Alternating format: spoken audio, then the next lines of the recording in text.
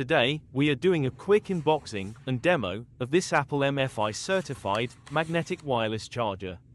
A quick look at the specs shows you that the input supports 5V 1A or 9V 2A, while the output hits a maximum of 15 watts, providing fast charging for compatible iPhone models and AirPods.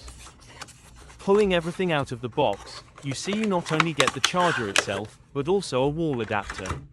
It has an ABS and PC construction, and features a generous 6-foot USB-C cable. This length provides more flexibility for placement, as compared to shorter 3-foot chargers.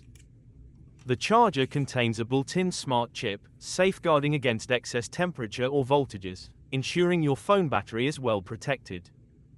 The included wall plug means you have everything you need, right out of the box.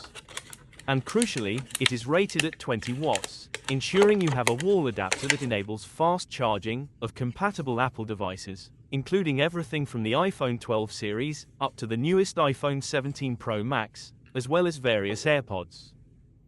Let's give a quick test. The magnetic strength of this unit is perfect, and our phone snaps easily into place and starts charging, no manual alignment needed. Also, the charger stays relatively cool, even during fast charging.